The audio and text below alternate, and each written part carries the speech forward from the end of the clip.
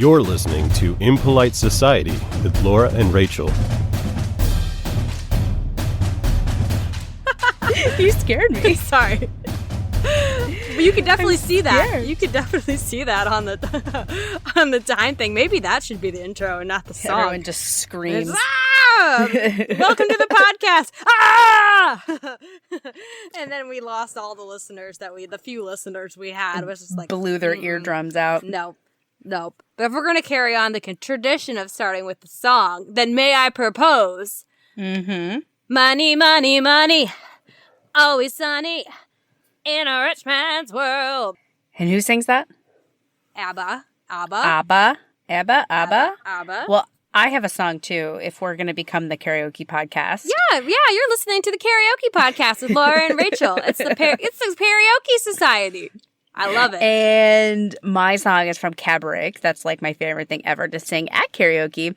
And it's money, money, money, money, money, money. Money makes the world go round, the world go round, the world go round. Money makes the world go round, of that we can be sure.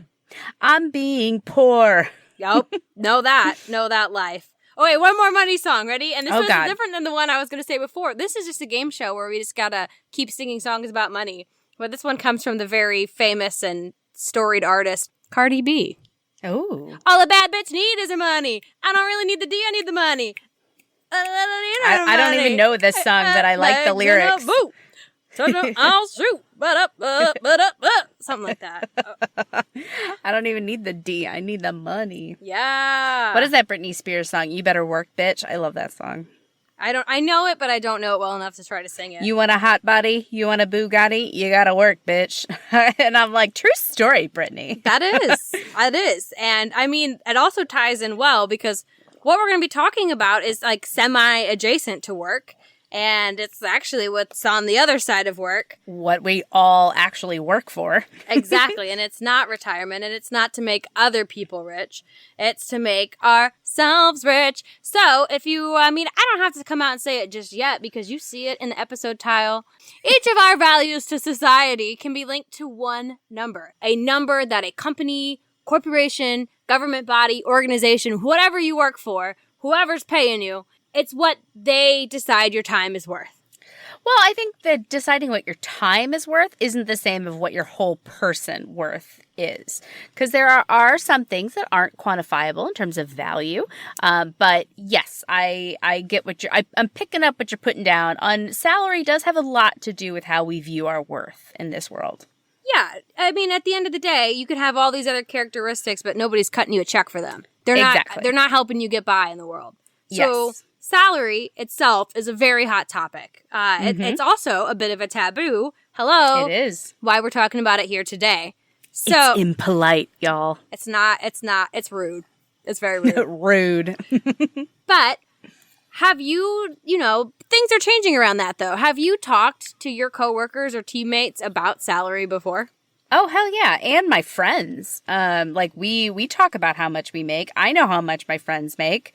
Sometimes it makes me feel sad inside. Yeah. But, and then other times I'm like, whoa, you're underpaid. You know what I mean? Definitely times are changing. It's something that is discussed a lot more than it used to be, like in my parents' generation for sure. Oh, yeah. Yeah, I can't imagine a time that I did not talk about what I made. But that's because I started my career with a lot of other people who are at the same level as I am. So yeah. You were either a contractor or you were brand new or you had an equivalent position. And so we all talked about what we made just to gauge, what everyone was at. And it was pretty fair. Everybody kind of got offered the same rate back then. But I think that that's easy to do when you're all within your first couple years out of work. And then all of a sudden, some people start jumping jobs. Some people start moving around, getting promotions, getting raises. And then it gets a lot muddier, especially when it comes to raises, because that's tricky, right? You don't want to you can't give everybody the same. But then you also don't want people really catching wind of how much somebody else got. Yeah, it's definitely a sticky subject, and I'm HR adjacent in my line of work.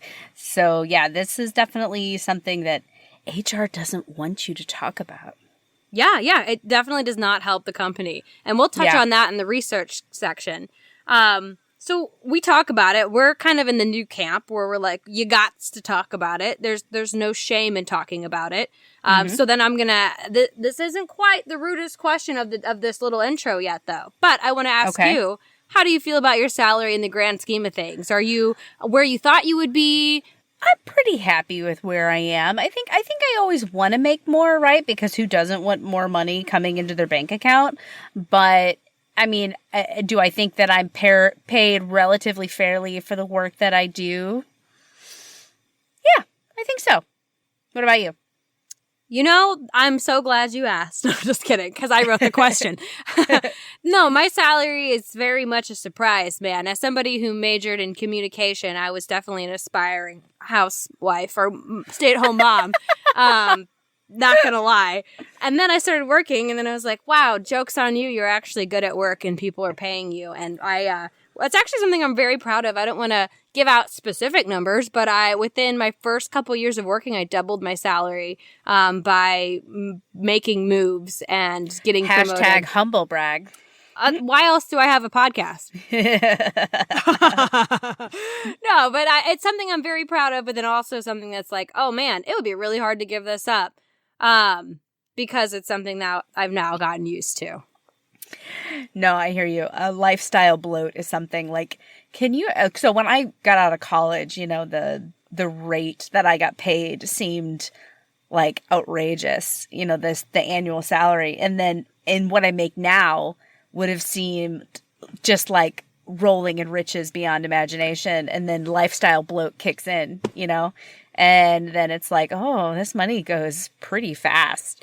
And I mean, along that same lines, I guess I'm also a little proud of how much I make because I really started lower than my salary should have been. And I have negotiated my way up over the years to, I feel like, right-sizing kind of where I am. Yeah, well, that's awesome. And that's what you got to do. But I guess we could talk on and on about how to do that, but this isn't a career podcast. No, this is God, a rude no. question. I do that all day. Fuck that. So I have a very rude question for you. What and is we it? kind of touched on it before. Do you think you're paid enough for your job?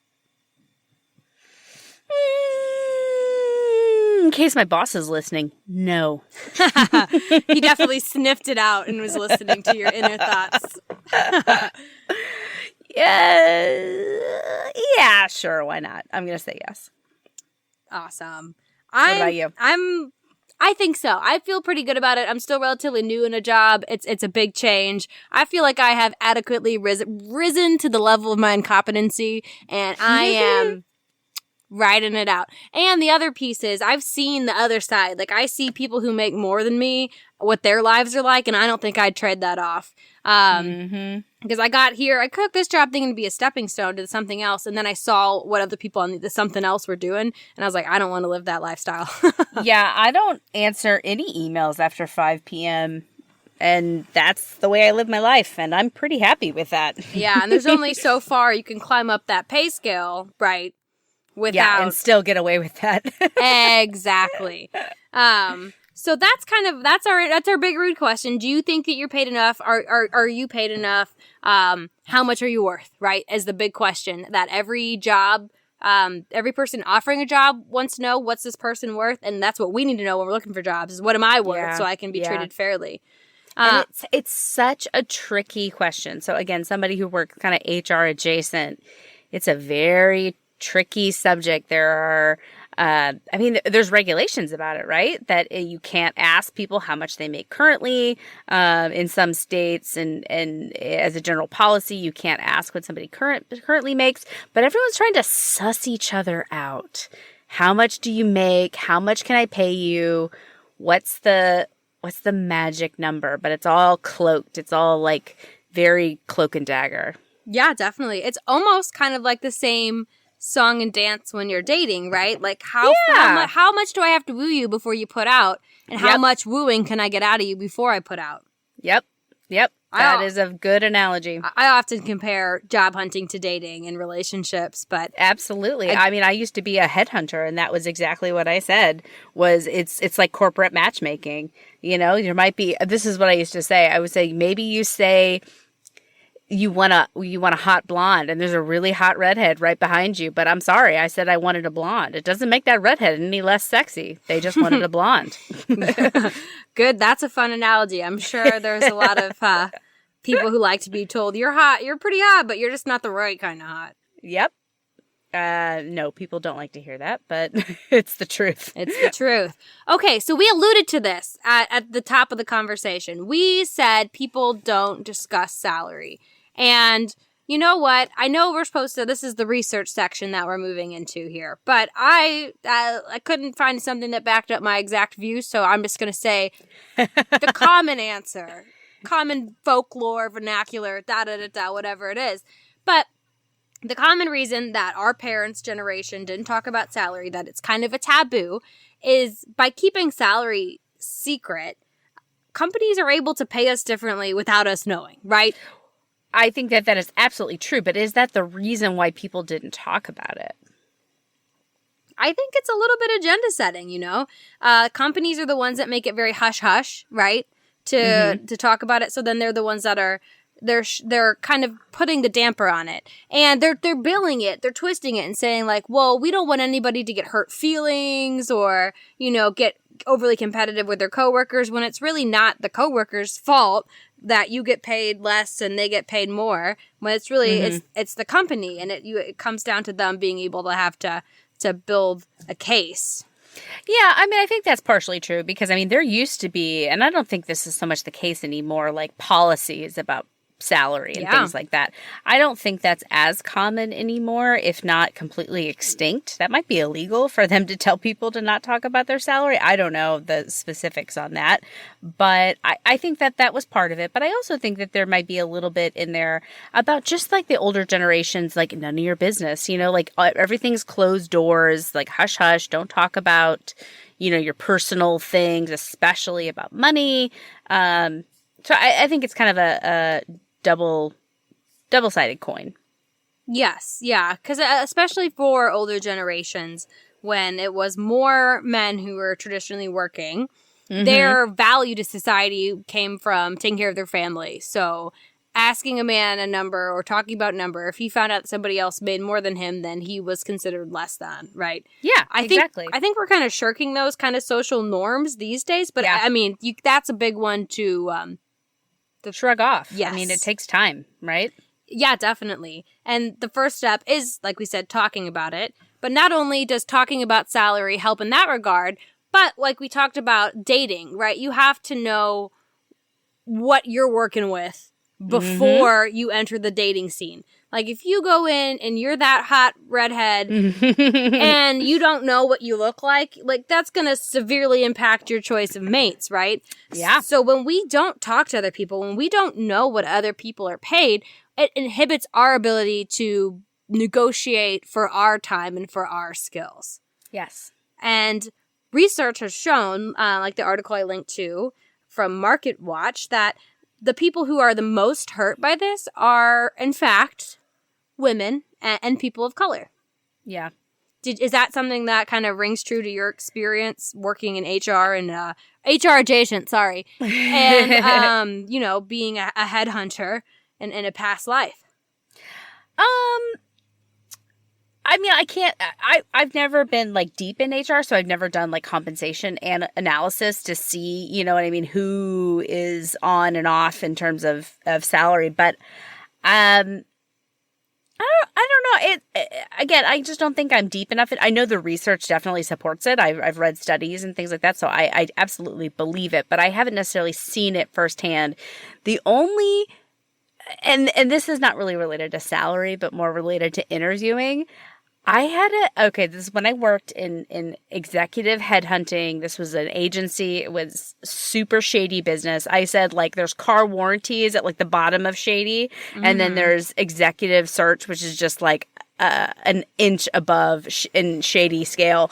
And one of our, like, executive vice presidents, he would only present people, especially women, that were, like, fell within a certain range of attractiveness. I heard this person discussing or debating whether or not this person was attractive enough to present.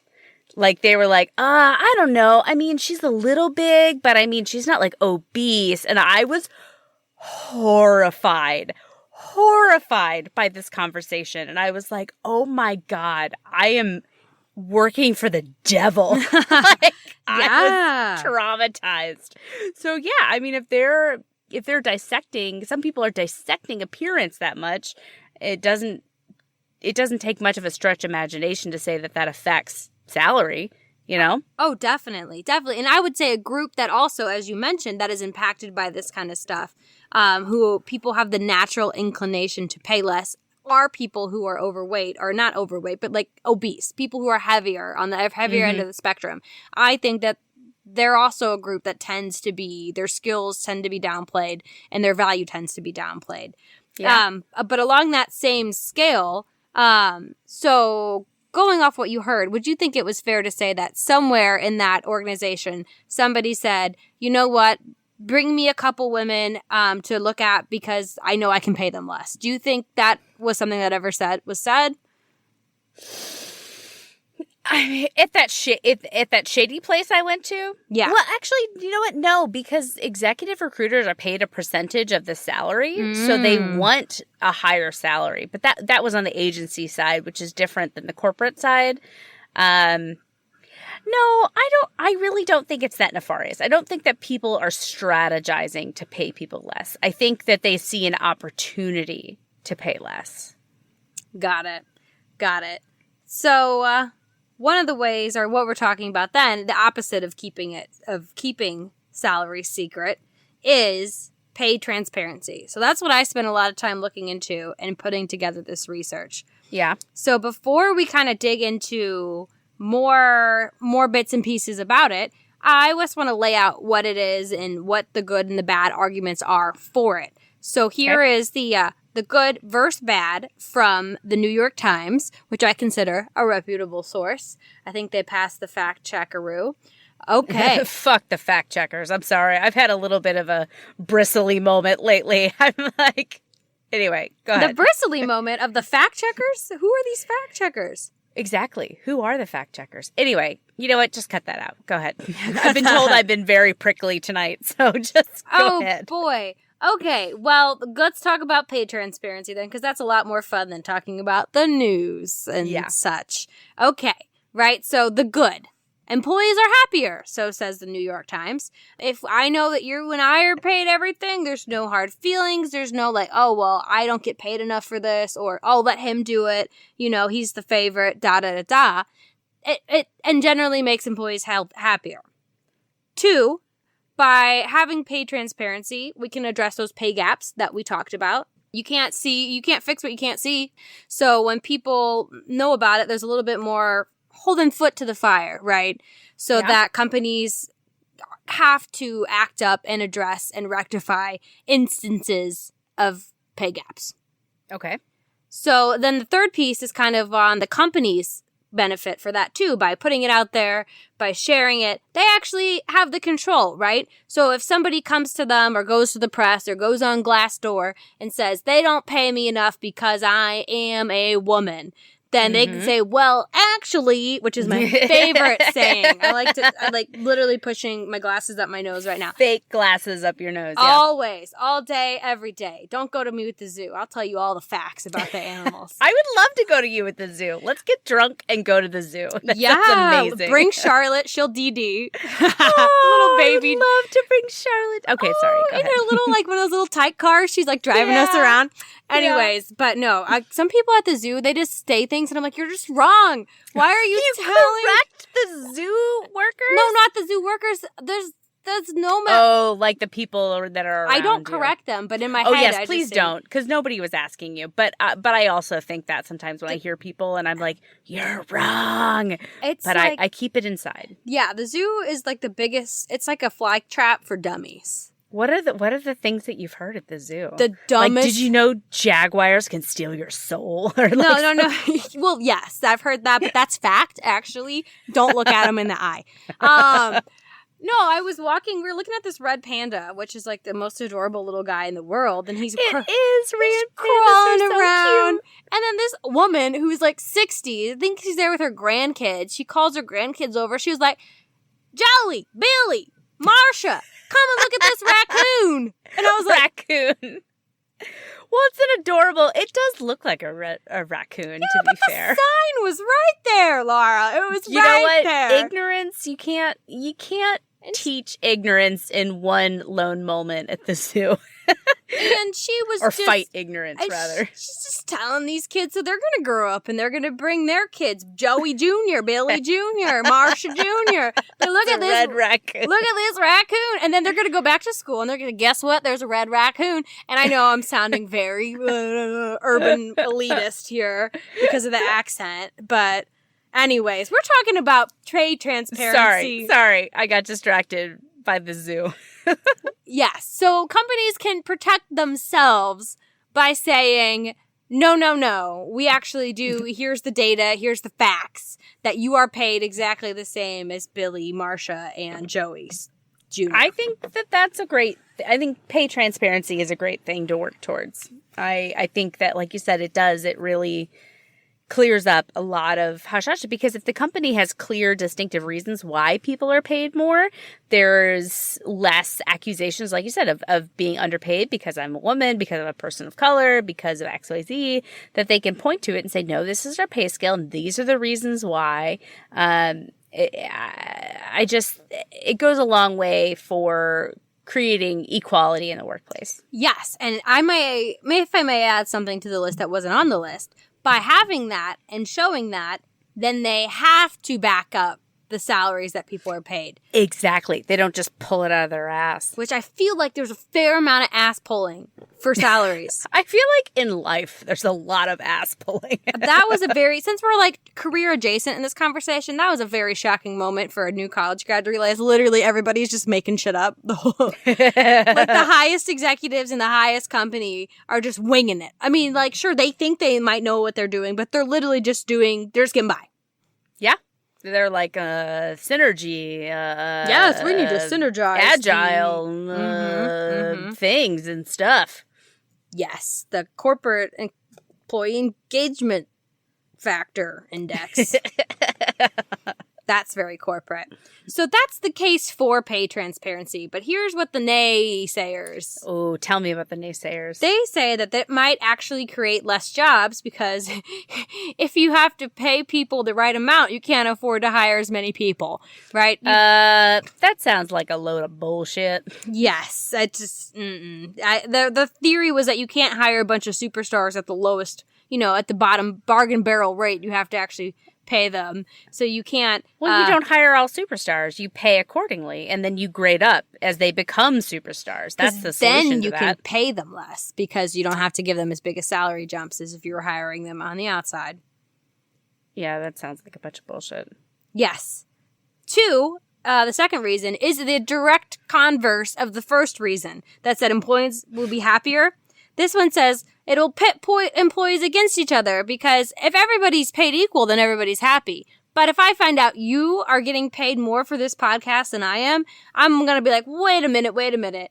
I write all this notes for today's session and I did it 2 weeks in advance. And then it gets into that kind of stuff. That I can have a little bit more merit towards because it is not easy to have a conversation that says you're adequate, but you're not above average. Like, that's a hard conversation to have with people. And it comes down to, sure, you can coach a lot of people to improve certain things, but there's some things you can't teach, like critical thinking. Like, if somebody has it and they're accelerating in their job for that reason, or maybe they're just better with the clients, or there's something that's not like, you can't tell someone do X, Y, and Z, and then you'll get paid as much as them. And that's a difficult conversation to have. So I think maybe pay opacity. Is that the opposite of pay transparency?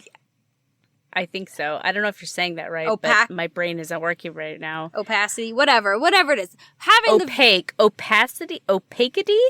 I don't know. I think it's opaque. Oh, well, anyways. Maybe. But if you can't see it, I don't think it's necessarily saving the company millions of dollars. Like you said, it's not them being nefarious behind the scenes, being like, I want to pay that lady less. I think it's just saving managers a lot of hard conversations and having to rationalize the decisions that they are making. Yeah, I would agree with that. I mean, because like we said, they're all winging it. So they're not really they're trying to get through the day as easily as possible. Yep. So, and that kind of goes into the last reason, which it's harder to explain the nuances between pay differences, and they can be taken out of context, right? Yeah. So, me and Marsha Jr. have the same job, but, you know, Marsha's really good at identifying raccoons. So, she gets paid more because she can spot a red raccoon any day of the week, and I can't. So it gets harder. It gets harder. So then it comes down to, should we discuss salary? Based on the good and the bad, where are you at right now? I think I'm on the side of good. I'm a fan of pay transparency because I think that then the market will kind of right itself in terms of if there are inequalities or inequities that are going on based on a gender or racial background, that you don't then people won't have to legislate to correct that people will do it themselves. The market will do it themselves and say, hey, I'm not being paid the way that I think that I should, so fuck you. I'm going somewhere else. And people will have to adjust if they want top talent. And that happens, not overnight. That happens over years, but it would happen. Yeah, and I definitely agree. It wouldn't be every single person who might be paid less who goes out and finds something better for themselves, but the people who care enough to will, and the people who have that ability will be able to move themselves into a better situation because they'll be able to know, right? Like, you can't fight against what you don't know is happening. Yep. So totally. I'm there with you. I think pay transparency would help solve all these issues and pay gaps and help people along the way. I found an article from Forbes that agrees, that says, yes, we should discuss salary, but has a completely different reason. So, what's the reason?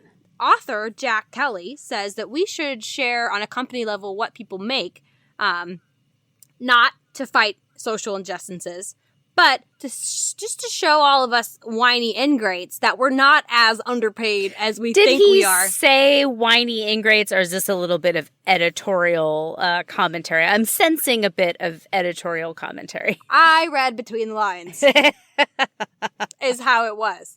He said, we all think we're underpaid. I think that's something we've all felt at some point, whether it's true or not.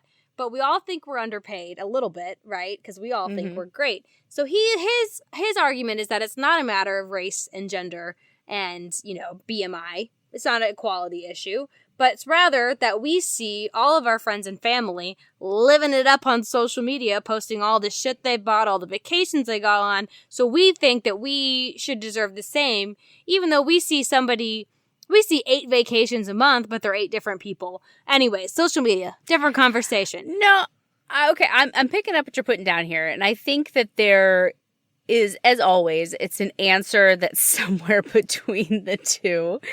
Are you getting leaked on? What's happening here? I think it's spit. It's spit. She spit on herself, ladies and gentlemen. That was terrible. I need to wear a mask while podcasting. And thought that her roof was leaking, I think. That was gross. I got very animated. Any hoodle. But I think that it's a mixture of the two. As anything, right? The truth is somewhere in the middle. I think that there is some inequality going on. But also, I do think that people...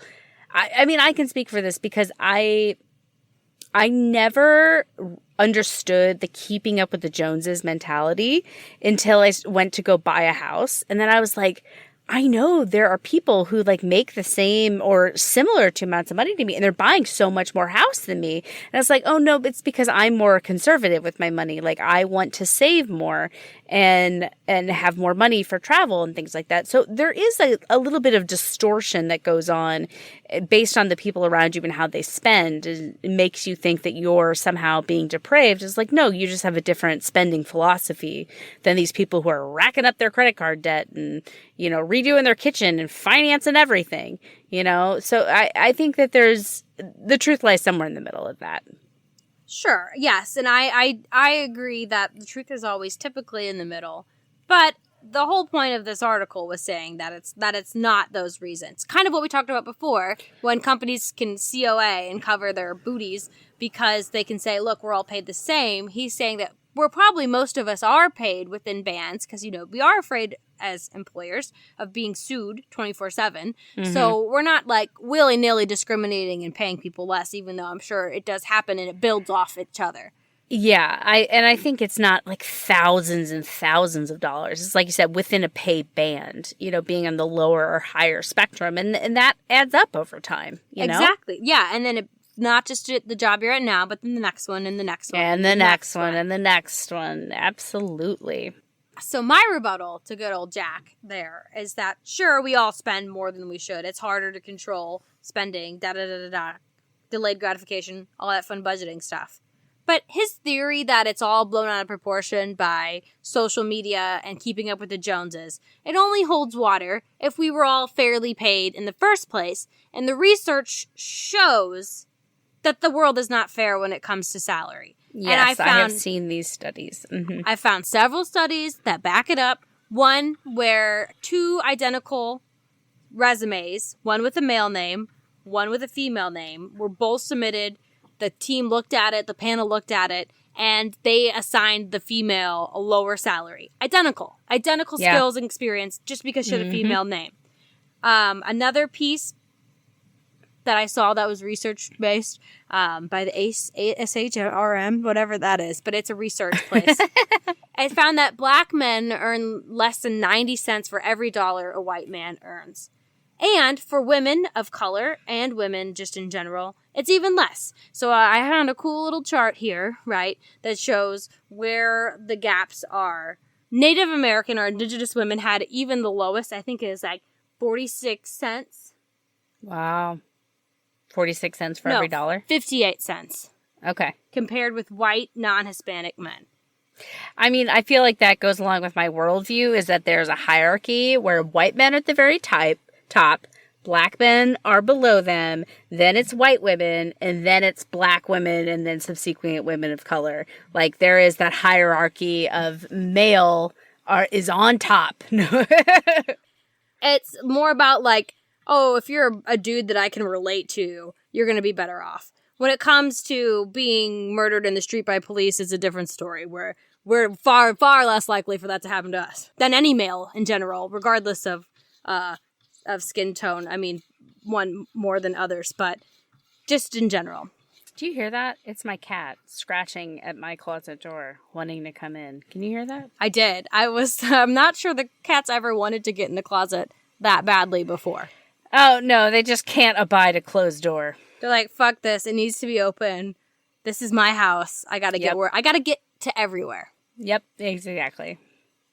Anyway, continue. So looking at that data, it's clear that there's a discrepancy. It's not the same.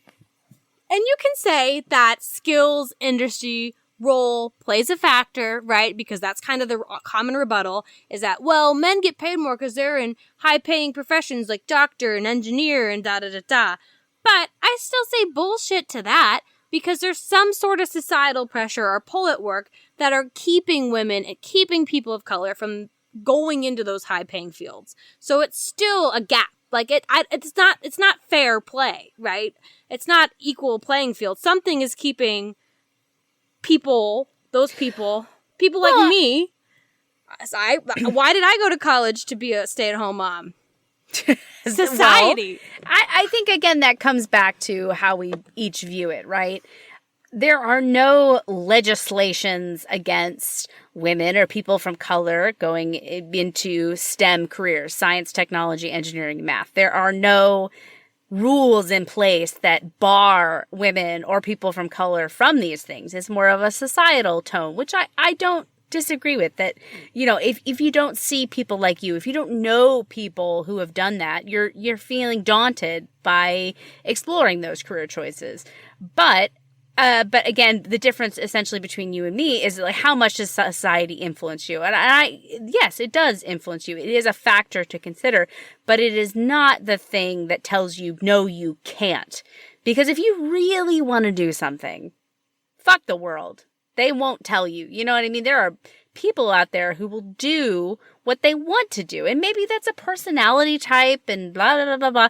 Well, maybe we should all try to emulate that personality type then, to be the kind that says, fuck you, I'm going to do this even though there has been no female doctors before me. You know, there are pioneers. It's not that I don't see female doctors on ER, or I don't see female doctors when I go to the doctor. It's not one over like abstract societal thing. It's 1,000 little cuts along the way of being laughed at for saying you want to be a doctor. Oh, you're too pretty to be a doctor, or you should be doing this instead. And it's no one has ever told me I was too pretty to be a doctor, but I'm not a doctor. You know, I don't think anybody's ever said that to me either, and that's why we are on the radio and not vloggers.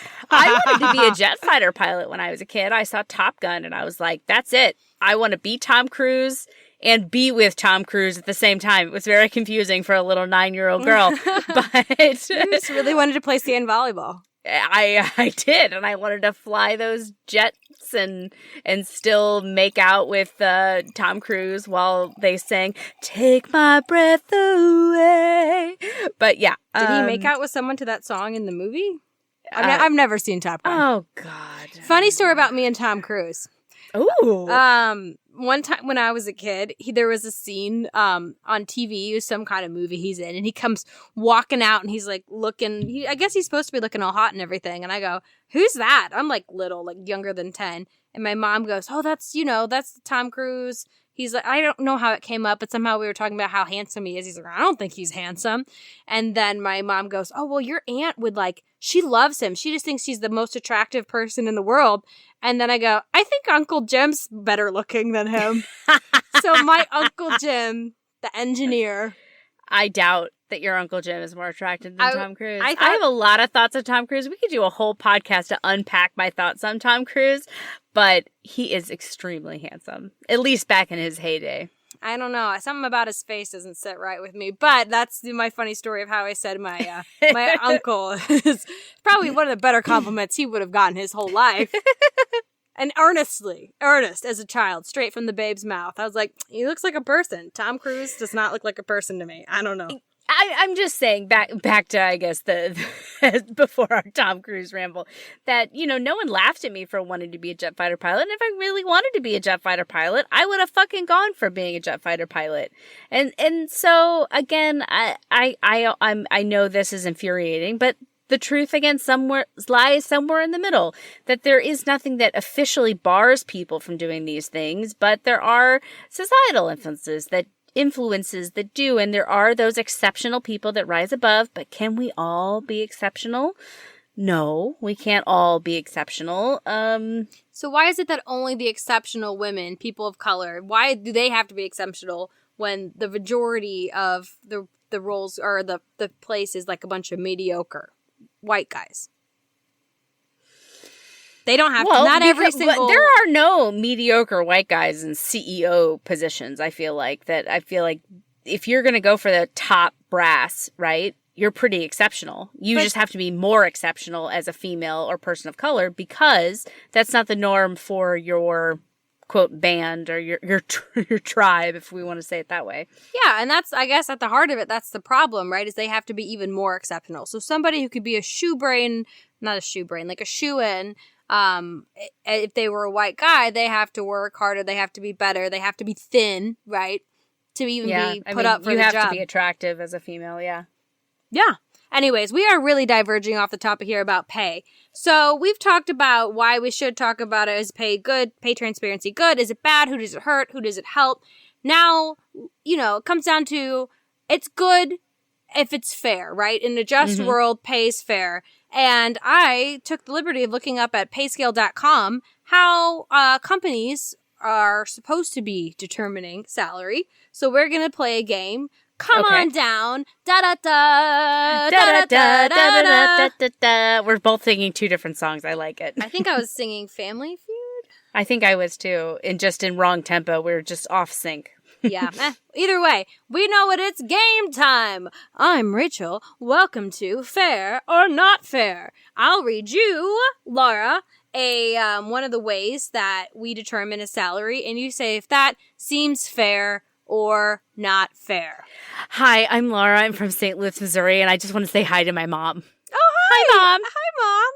Okay, well, let's see. The first way that companies determine salary is by organizational reputation. And for the viewers at home, what does that mean? Well, that just simply means, do people want to work for you? What do people think about your company? If people want to work for you, you can get away with paying them a little bit less because they want to work for you. If nobody wants to work for you, if you suck to work with, you're going to have to pay a little bit more to entice people in the door. So, our first contestant, Laura, is that a fair or not fair way to determine salary? Rachel, I'm going to say fair. You know, there are no right or wrong answers on this game, but I'm going to say that I agree with you that's fair. It is fair. That's called free market. That's how it works. Mm-hmm. If somebody wants to work for you, I mean, they're making their personal decision. If they want to work for you, they'll take a lesser salary because there may becomes some non-monetary benefits for working for you, some prestige. Because if you work for Google, everyone's going to be like, oh. And I myself made that call right out of school where I took a job at a very well-known company in our market.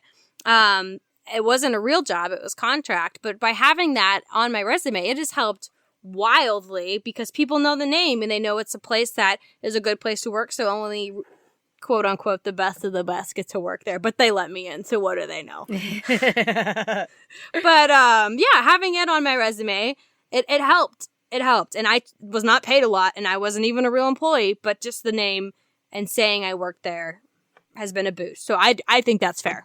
I think it's fair. That's the ruling. Okay. Number 2, fair or not fair, experience and education.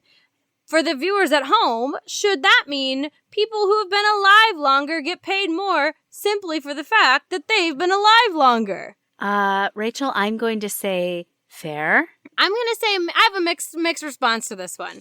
Well, I mean, you phrased it a little bit leadingly because it's not just being alive longer. It's being in the field longer, in being in the corporate scenario, being in the workplace does provide a certain amount of panache. That's not the right word. No, a certain amount of knowledge. It lets you know how to accumulate, right? And how to accustomate. How are you can perform in the world without ruffling feathers. You can sit there and coast. But to me, in my opinion, that if one person does 5 different things, or is at 5 completely different years, that's going to be more valuable than one person doing the same thing every year for 10 years. Because your 10 years of experience... But I think that's correct. Because, again, coming from HR adjacent, that if you see a resume with somebody who's been in the same job for 10 years... red flag, y'all. Well, exactly. You should be moving up, moving on, diversifying. And so I do think that experience is worth something. But, I mean, it's not necessarily experience in the same thing. It's experience in general and expanding your horizons, learning new things. Yes, and I'll agree. I think if experiences matter, I think that too often is equivalent to equivalated, what's the word I'm saying? It's too often tied to age, right? Where I just don't think a rotation on a planet necessarily makes you more experienced. No, I don't think that that's true. But because I think if you were to take somebody who's like 50 years old and has no work experience and then they apply, they're not going to get paid the rate of a 50-year-old that's been in the business for 30 years. So it's not just the revolutions around the sun. It is literally experience within the field or experience in a certain area or environment that really accumulates more pay. It's not simply age. It's the accumulation of the experience that they've gained in that time. Well, devil's avocado, Larry. What if age just endows you with just natural intelligence and learning? I don't believe that. Just never mind. I want to say that I get better every year, but then I look at some people and I'm like, man, if that's true, where did you start from? Fair point. Yes. Okay. So anyways, there's different mixes on experience. I think if you actually have experienced more, yes, you deserve to get paid more. If you went through a really shit situation like your company was acquired and you had to deal with the unifying the two books of business. That's experience. That's worth something. But because you managed the same book of business for 15 years, I don't know if that really justifies it. So we can say half fair, half not fair, depending on the situation. I'll also say education. I'm not big on. I think there's a lot of master's degrees requirements thrown around that aren't necessary, and I have definite opinions about master's degrees that I won't share here, but this is impolite talk. I think a lot of master's degrees are absolute bullshit.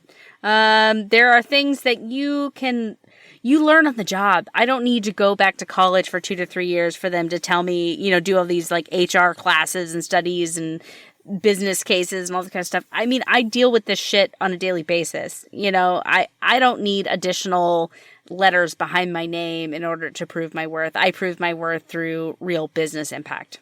Definitely. I 100% think it's a financial hurdle that you have to overcome to reach certain level jobs, and we'll talk about more at the musings part of this conversation. So we're going to teeter on fair and unfair, split between experience is important depending on what your experience is. Education, maybe a little less necessary. I don't think somebody who's finished a MBA maybe deserves to get paid more than me simply for the fact that they did an MBA.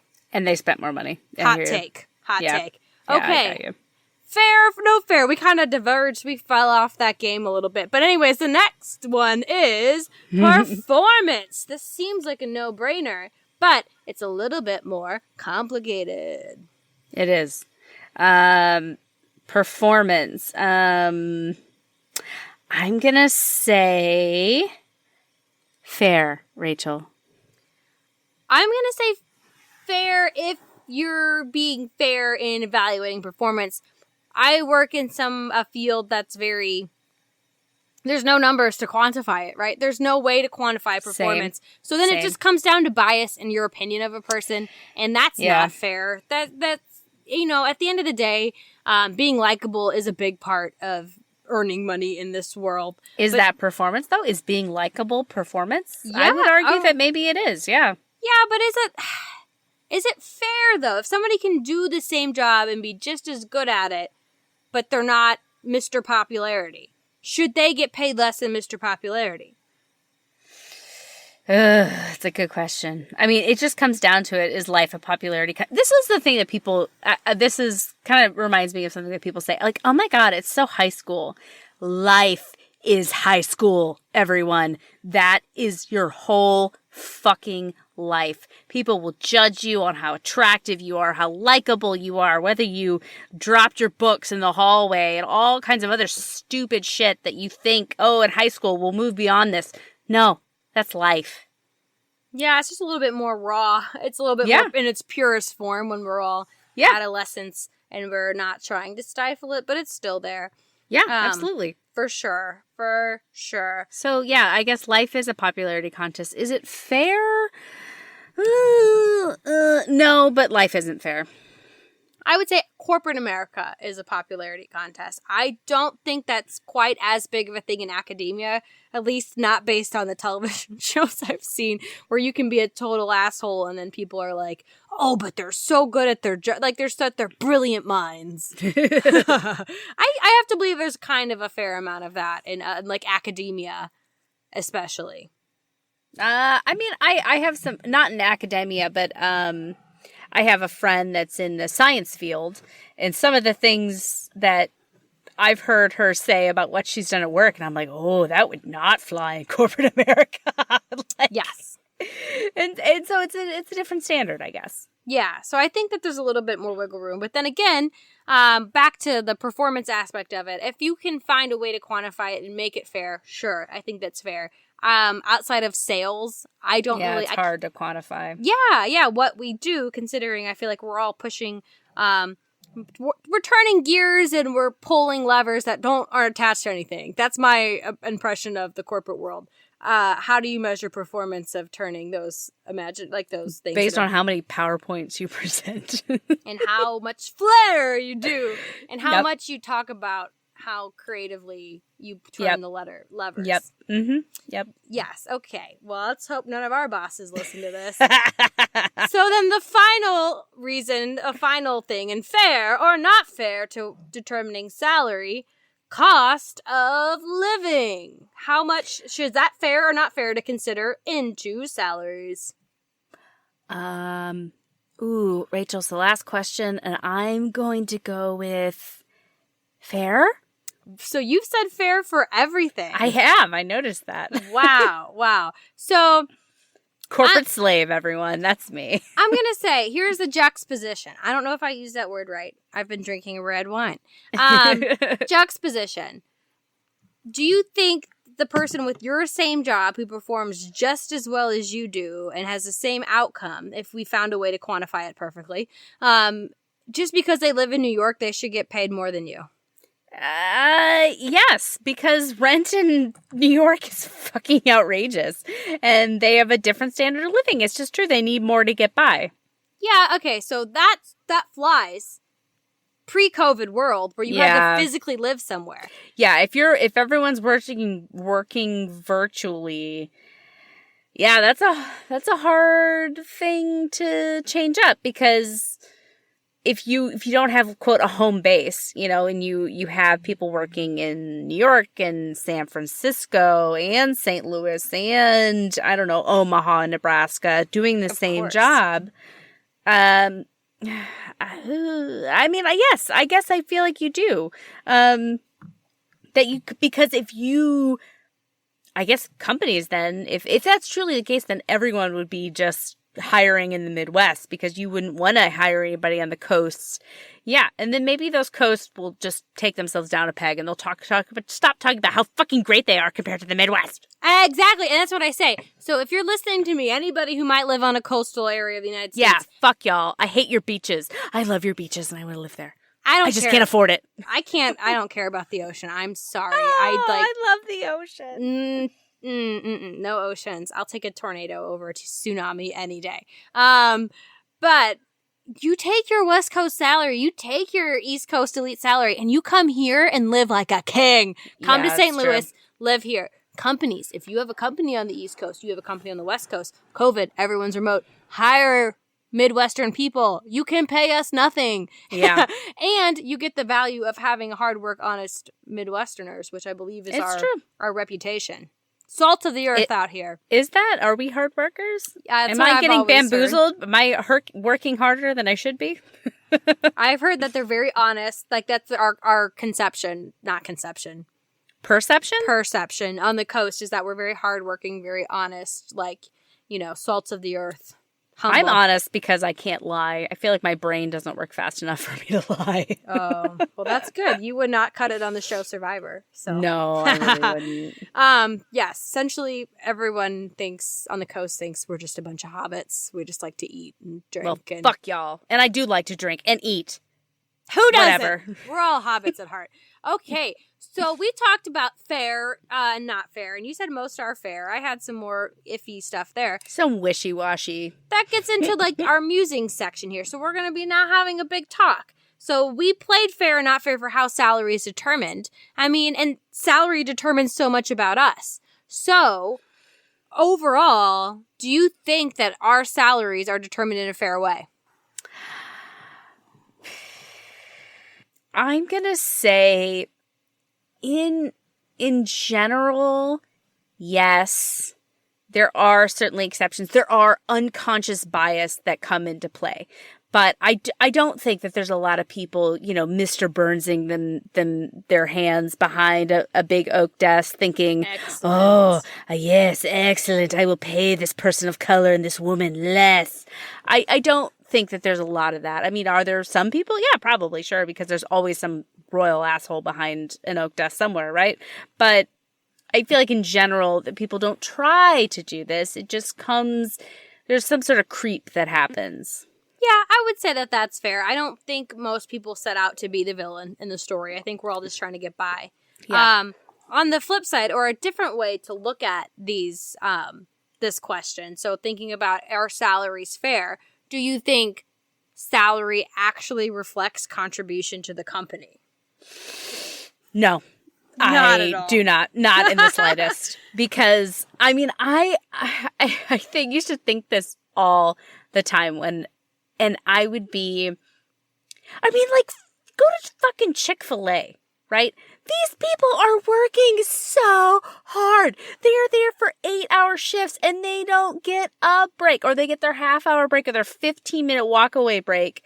And they work so hard, just constant. I don't work constant. I do something and then I'm like, I think I need a cup of coffee from the break room. And I wander my ass over there and then I go back to work and then I'm like, I think I need to go talk to my office mate across the way and piddle over there for a little bit.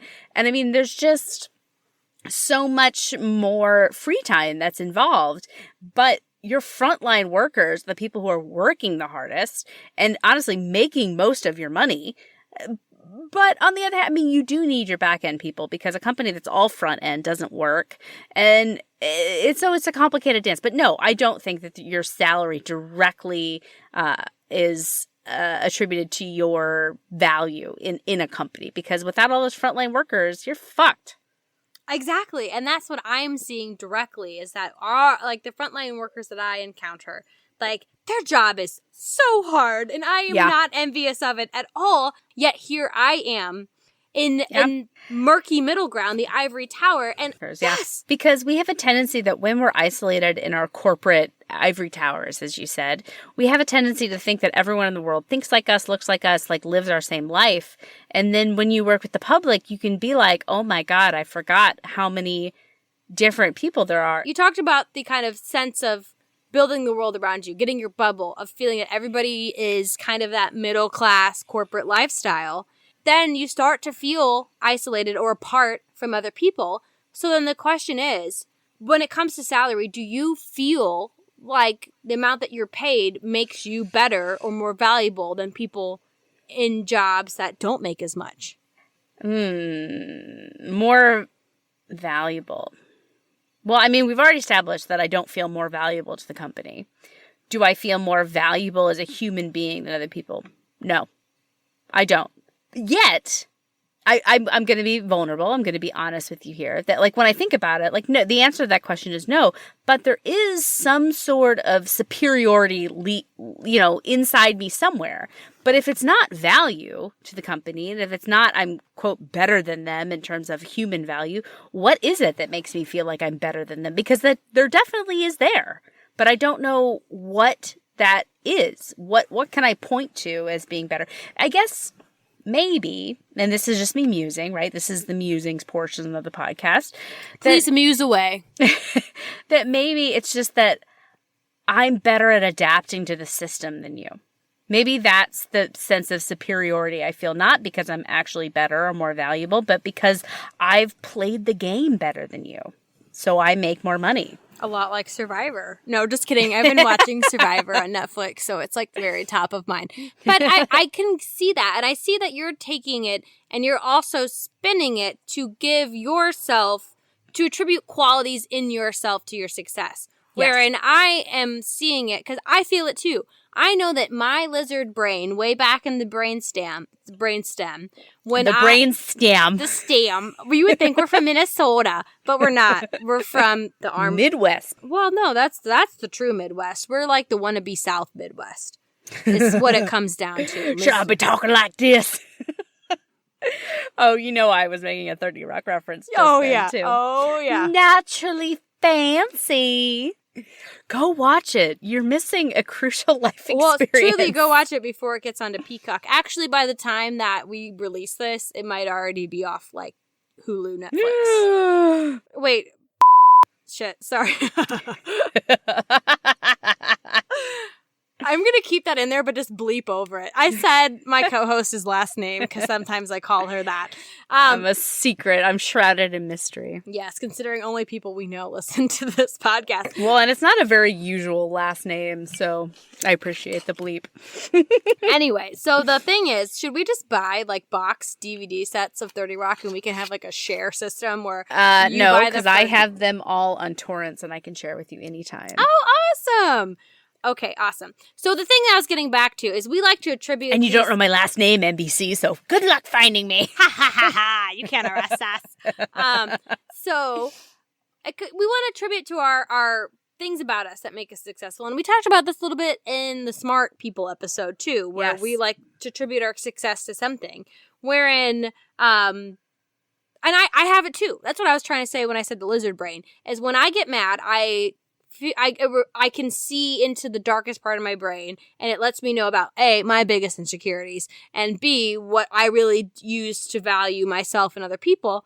And the first thing I'll do if somebody cuts me off in traffic, or the first thing I think if somebody's rude to me in public, is I go, again, if we're being vulnerable, my first line of offense is body weight and then salary, where I'm like, you don't know me. Shit, you're definitely ahead of me in the body mass index form.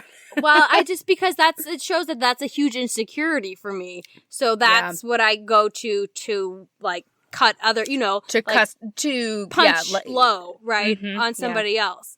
Below the belt hits. Yes.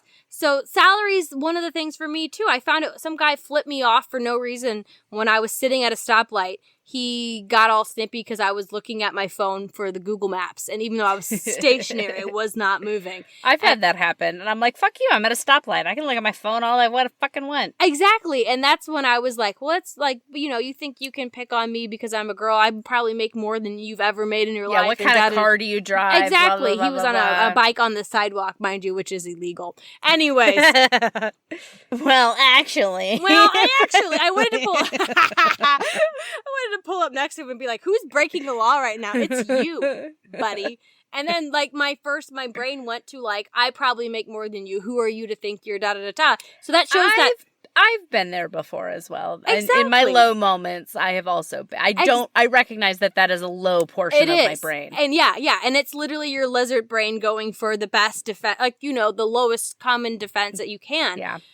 So I know it's a part of me too. And I think it's because our society, I think it's because we're in a capitalist society where your ability to make money and earn money is value, right? So well, because money isn't just, we think of like, if we want to go back to evolutionary biology, our ability to make money isn't just a fancy car and a big house. It's literally your ability to provide, right? For yourself and for your loved ones. You can put more food on the table. You can provide more spoils to your tribe. So there is some sort of lizard brain thing that congratulates you on your success and makes you feel superior, I think. Yeah, I don't know. I don't think it's lizard brain. I don't think it's biological. I think it's culture. I think it's our culture in America because it's not the same. Yeah, you're right. I mean, we are very career-oriented in America. Or individual, right? Because in other cultures, in collectivist societies, their success is the society's success. So, it's just, as a whole, that makes sense. Like, it doesn't matter how good I do if everybody around me is starving to death, right? Like, my genes aren't going to get passed on. Society as a whole isn't going to carry on. So I think it's more to do with our culture specifically. Yeah, I think you're right. I remember when I was in Europe, and I feel like the traditional American way to start the conversation is to say, well, what do you do?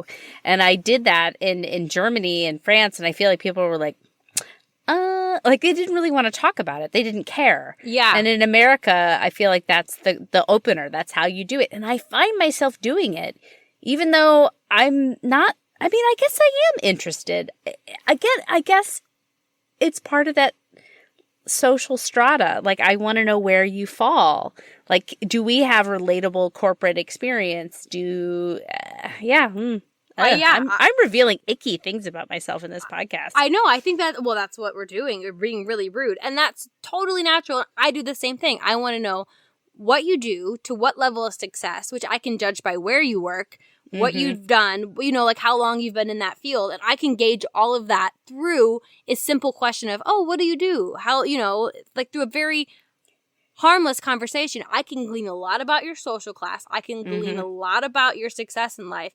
And I can use that to kind of determine whether, you're somebody to be, if you're if you're on par with me, if you're someone who's socially ahead of me, or someone who's socially behind me.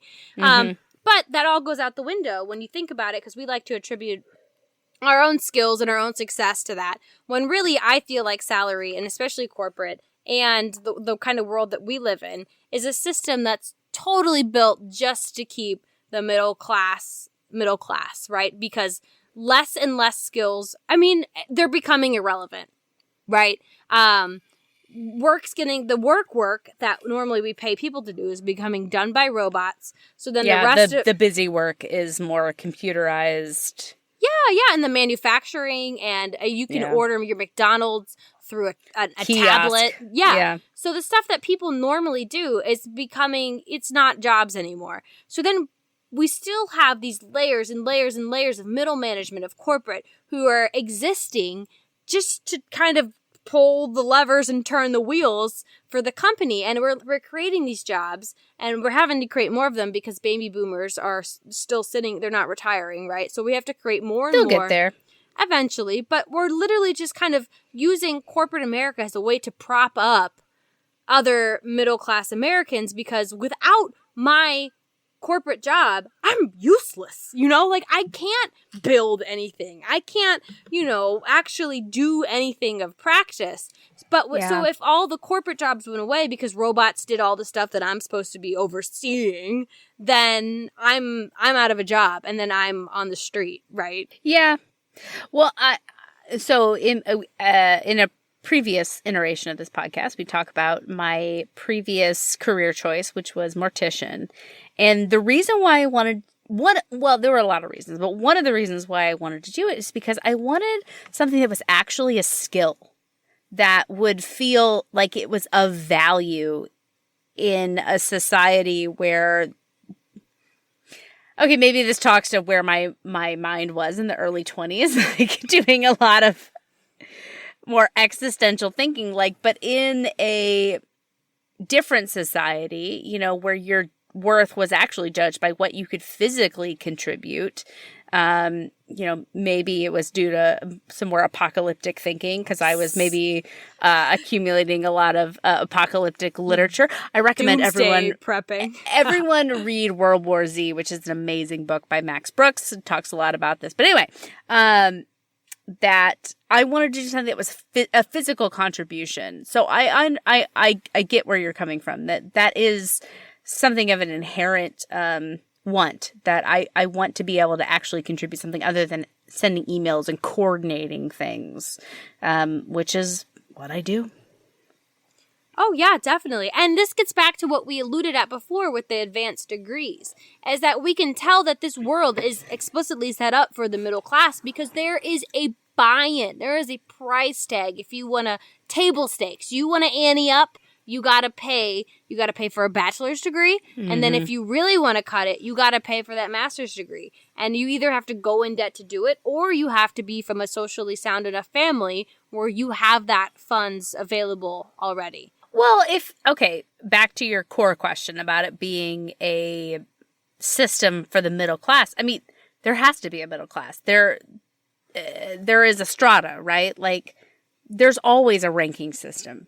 I'm sure the middle class emerged because they were contributing at a certain level, or they were between poverty and the aristocracy. They were the bourgeoisie, right? They were the in-between. And now I feel like that class, our class, isn't really, it's not doing anything. We're just kind of there, and we're like, it's the same as like the lords in Pride and Prejudice, right? The people who owned property were the middle class, and their income came from just the property that they owned while other people worked on it and other people did stuff.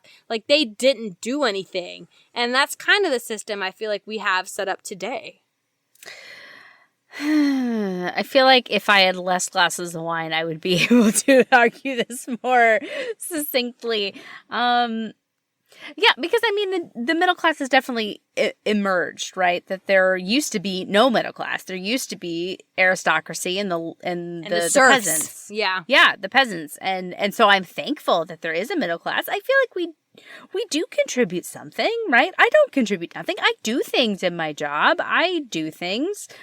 But I guess there's a lot of factors that make what I do necessary, like the further complication of, communications and integrations and things like that. I'm watching her suck her This is going to be a feature of the podcast. Kissing the dragon. It's kissing her dragon aerator for her wine.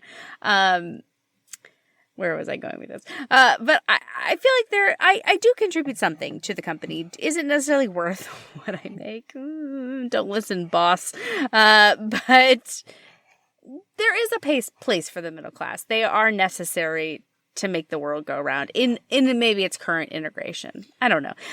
But is the aristocracy necessary to make the world go round? No. And then that is my kind of like overarching question as we talk about salary and its importance and are we paid enough? Is our value as people, we talked about salary being kind of that number that says what we're worth, what our time's worth. Is that linked to economic output? Like, should our value, should the amount we make, our livelihood, be tied to how much money we can make for somebody else? No, exactly. And I'm glad you said that because I had a whole argument prepared. I was ready. So I was going to jump into it and say, like, there's things that we do. This podcast, we're not getting paid for this. I think it makes value. All the time you spend with your baby. And you have to remember, Rachel, I'm an artiste. And I... there's so much value that people contribute to the world that is not related to what you do at your job. I mean, your job, what is that song? Everybody's working for the weekend. Well, exactly. Dun, dun, dun. That's my true self. She's a weekend woman. Sorry, another 30 Rock reference. Now we're back to the karaoke portion. But that is my real life. You know what I mean? Like, and that's where I feel like I contribute the most, if I'm honest, is how I relate to other humans and how I help the people around me and my friends and my family and how, we talk through problems or issues. And that's my real contribution. When I die, nobody's going to remember what I did at my job, because I'm not some great CEO that, launched us into the Fortune 500 or whatever. Like, that's not the life that I live. So when I die, people are going to remember me for what I did for my family and my friends. So that's where I really live. That's where my real value is. The value that I get from my job is just what enables me to put food on the table, to pay my mortgage, and to take the occasional trip to Europe. So then, in that line of thinking, wouldn't it make sense for there to be some kind of way to enable us to produce more of that value, to create more of that by having to work less? I know you, so I know where you're going with this. And it is the UBI. Universal Basic Income, baby. It's the future. And honestly, you're probably right. Before I die, we will probably see UBI start to come around. It's already happened once with that stimulus check. Yeah. And that is my real value. But is the government's job to facilitate how much value I bring to my friends and family, or is it the government's? It's not the government's job. That's my opinion, is that economy needs to turn, world needs to turn, money needs to be made.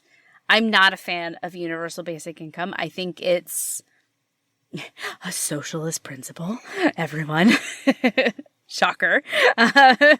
Actually, the case can be made that it's actually libertarian because it's cutting out government. It's making the government smaller. Who's paying you exactly with UBI? Us, the taxpayer. You know what? And you remove all of the government programs, all the welfare, all the food stamps, and all of the fat that it takes to run those programs and validate people, and you cut it out, and you literally take the taxpayer dollar and you give it back to the taxpayer. Boom. Smaller government. It reduces what tax jobs. rate? At what tax rate?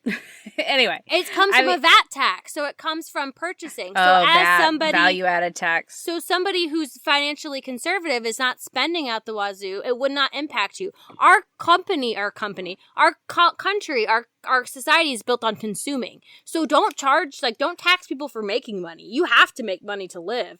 Charge them for spending it. Flip the script. Okay. I might be a little convincible on, not on UBI, but I mean, yeah, I'm intrigued enough. Maybe it's the glasses of wine I've had that I'm intrigued enough by what you're saying. Exactly. Is any of this podcast still usable, or have we completely different? No, it's definitely usable. I feel like we're following a semi-cohesive line of thought. I hear what you're saying, but I don't know that I necessarily think that the government is responsible to finance my contributions to my friends and family.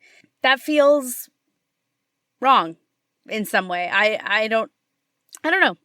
That my contributions to my friend and family isn't something that should be financed. I need to do something that provides value. It's just generally work for pay. Like, that's the inherent system, right? And that's a psychological principle that people use, in marketing. That's why when you get like a thing from St.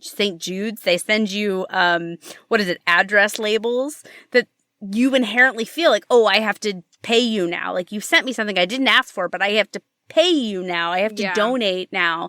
Like, there is this sense of reciprocity. Is that the word? Yeah, that sounds right. Yeah, reciprocity that is a little bit inherent in our culture. It's almost all gone, so don't ask me about words right now. Yeah, same Z's over here. We're pointing at our wine bottles, y'all.